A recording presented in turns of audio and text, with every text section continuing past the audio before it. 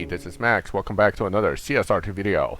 I'm here with this season's Prestige Cup car, and I think I need to give you guys a bit of a lowdown on this car because a lot of people are not going to be used to a Tier 4 car that's this slow, with this low Evo, with this many trickiness about how to use it, tune it, and upgrade it.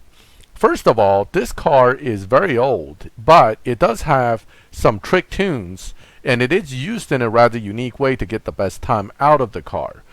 Let's start by taking a look at the car real quick. I'm going to give you guys a full lowdown on this car, so I'm going to try to move through the information very quickly. If you're getting confused, it's probably better to reach out to me in comments rather than trying to follow the video specifically. I'm not going to touch on too much details, but we are going to talk about everything you need to know about this car. First of all, this is an old Tier 4.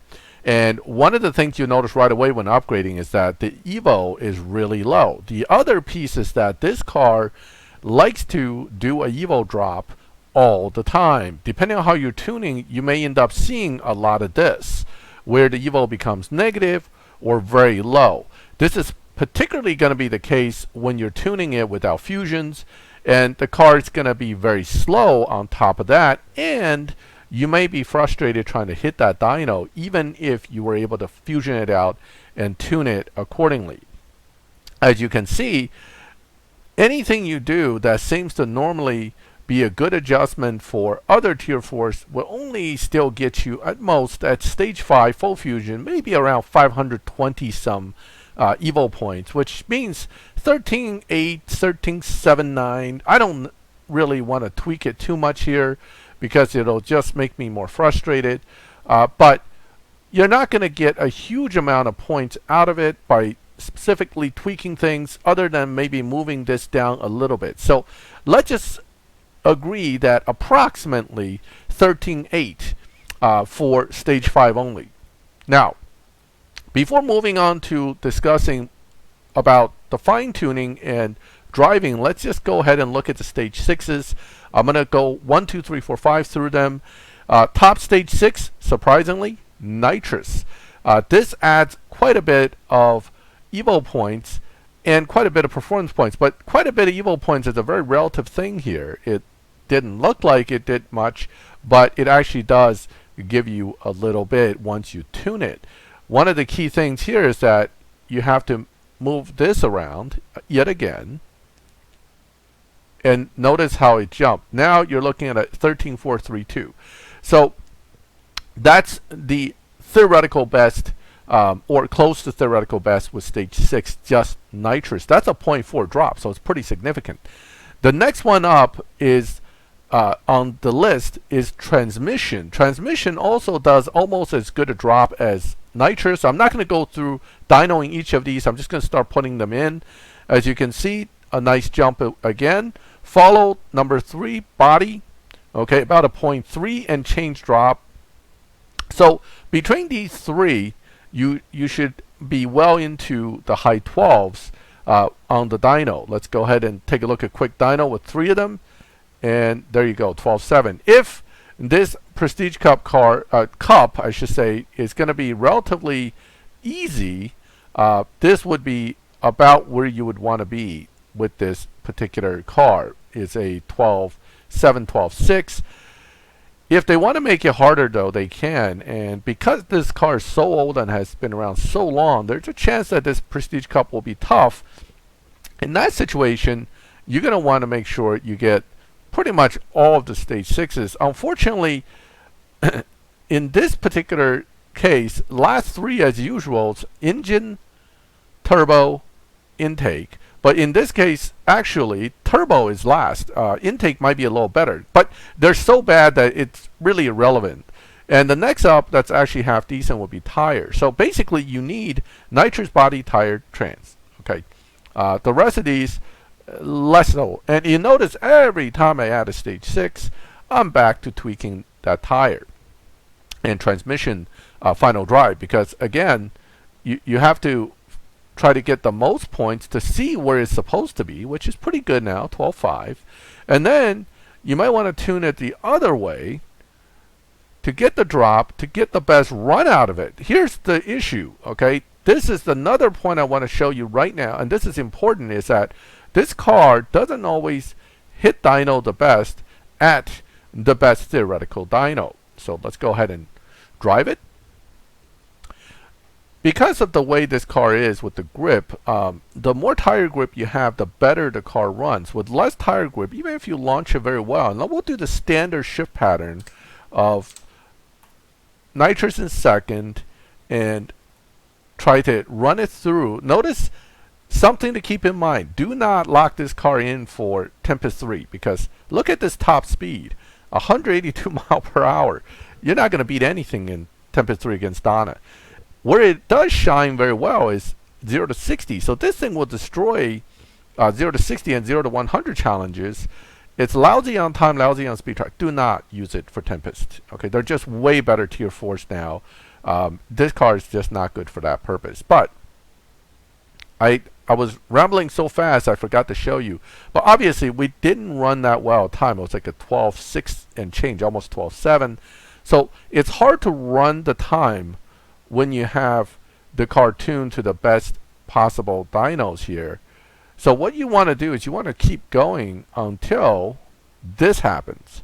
Okay, you actually want to run the car with your 13.5 dyno, because doing it this way and driving it a little bit differently gives you a much closer run to dyno. If anything, you may even be able to get under slightly, but don't expect a whole lot. So here's what we're going to do. We're going to launch it. And nitrous right away. That's the key to driving this car. One is you have to launch it so it hits around 4K and change, and then nitrous immediately, but then catching all the shifts to get your best run out of it.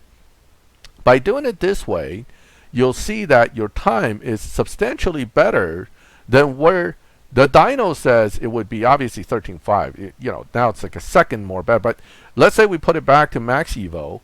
It will be a 12.5, but we did a 12.4, so we're actually a tenth better with negative evo drops to help you along. So that's the key to using the cars. You actually want the evo drop here. Those who are into live racing and other things might jump up and say, oh, max evo drop, that's a dyno beater by a second. It's going to be able to take money from people.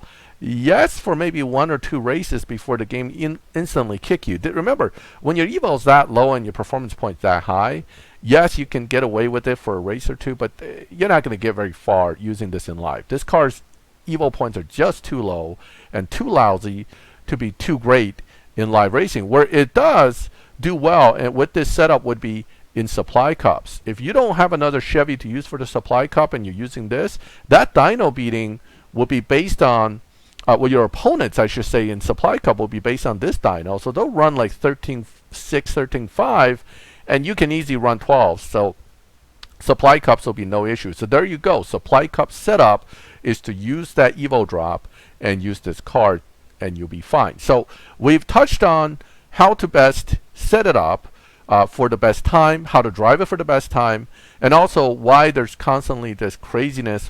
Every time you add a part, the evo drops. That's because the way the tire grip and everything with this car works. So let's now say we get to get this car fully maxed, and I'll show you again the best dyno possible. It's around a 12.2 with the maximum evo, but again, the car really shouldn't be used.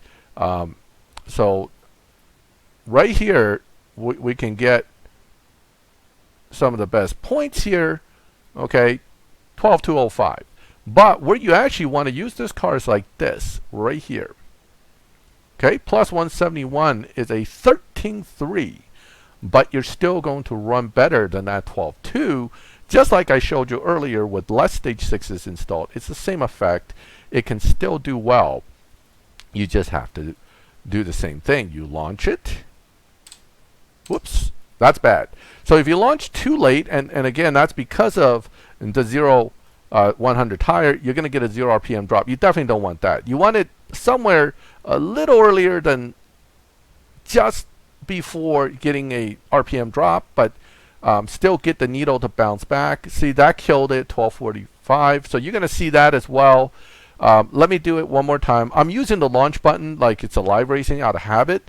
You don't actually have to deal with that in the Prestige Cup.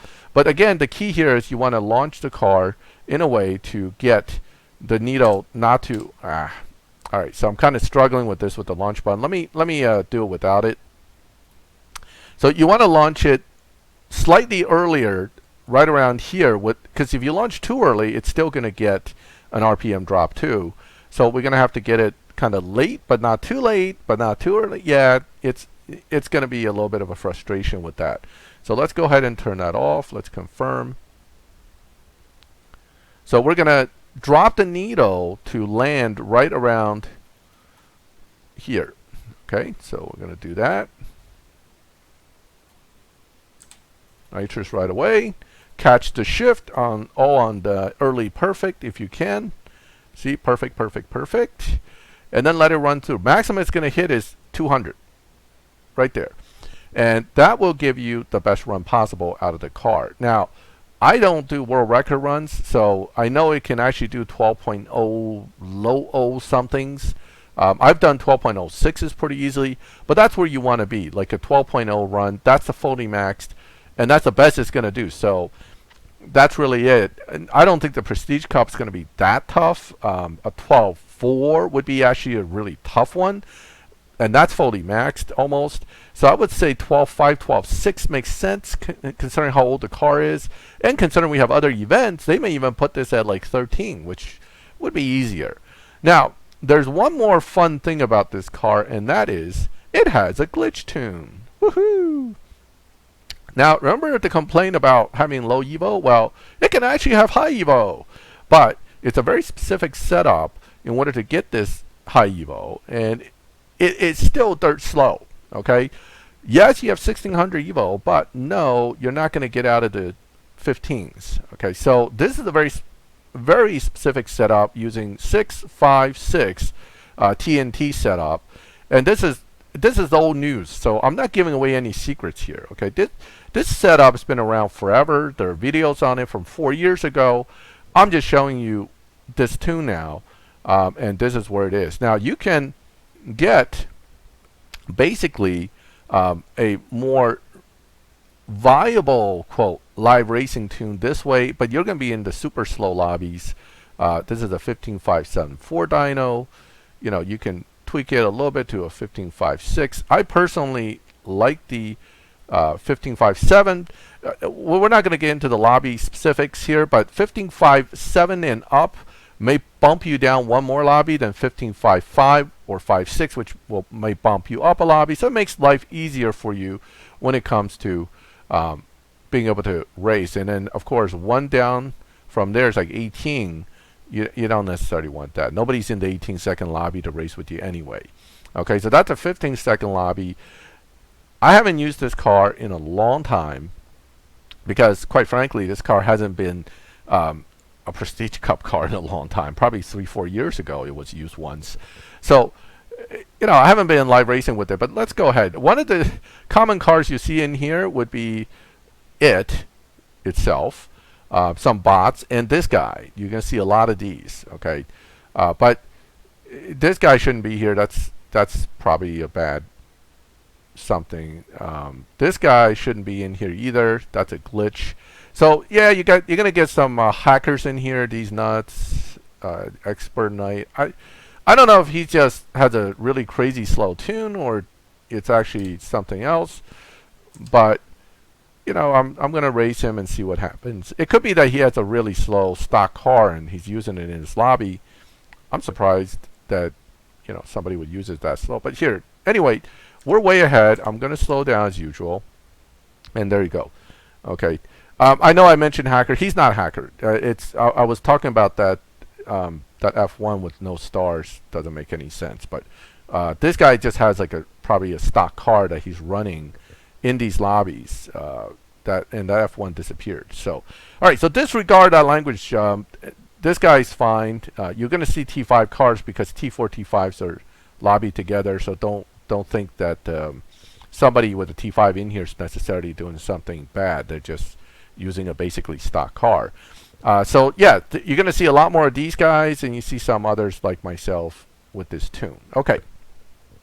So that is essentially the complete lowdown on this car that you need to know. Glitch tune, which exists even with lower fusions, but it'll be even slower and less competitive. The best max tune requires the Evo drop. The Evo drop will help you in supply cups, and this car still dirt slow, no matter how much upgrades you put into it, simply because it's a very old car. Back in the day, it was actually not that slow. Nowadays, unfortunately, with 9.5 second tier 4s, it's kind of torture to watch this car go down the track. In any case, that is my lowdown on the Corvette Stingray Z06 Tier 4 from the C7 generation and this season's Prestige Cup car. Feel free to ask me questions in the comments. I'll try to answer whatever questions you may have.